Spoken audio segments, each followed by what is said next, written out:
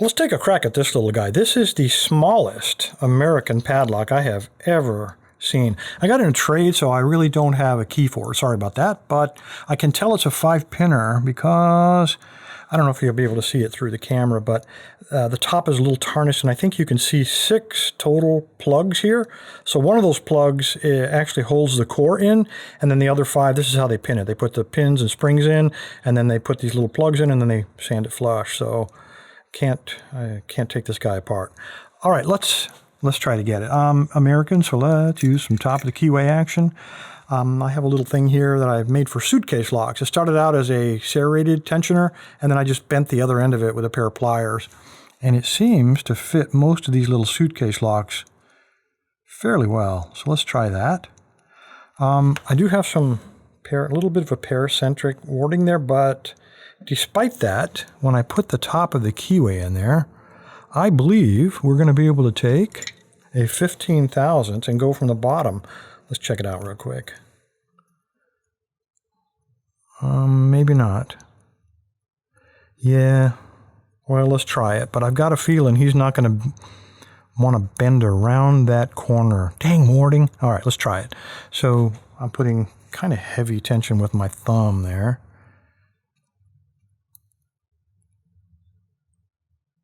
Yeah, I think he's getting caught. He's getting caught right there. He's not bending around, so that's not going to work. So let's change tactics.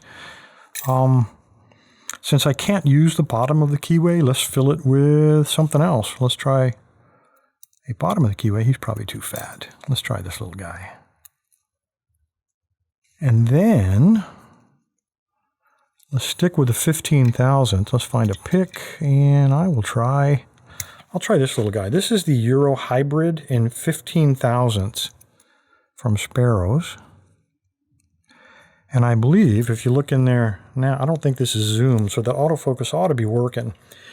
You ought to be able to stick him right in there and then kind of shoehorn him up around that corner. Or another option is, I like to start from the back, but in this time I'm going to do something a little bit different. I'm going to start from the front.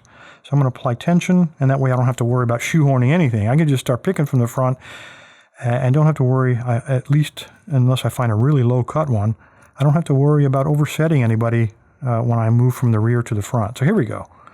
Heavy tension, or moderate anyway. And I feel pin 3, little click. Pin 4 feels like he's all the way on the bottom. Yeah, so I am going to do the shoehorn trick. I'm going to slide it in this way sideways, shoehorn him up around like that, and then slide him out until I hit pin 5. See if he needs to be picked. Come on, where are you? All right, that didn't work. Let's go back to the front and check again. All right, there's pin 2, binding.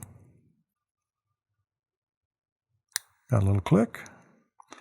And there's pin 1 binding. Get on him. And there we go. You know, that was a little tougher than I thought. There is a really low cut one in the very back. I think it's pin 4. And pin 5 is kind of a medium cut, felt like. Anyway, these Americans pretty cool. At least it didn't have serrated in it. It just had that tiny little keyway and some odd warding sticking out there. But just adapt. If what you're doing doesn't work, try something different. Anyway, guys, appreciate your time. Stay safe. Stay legal.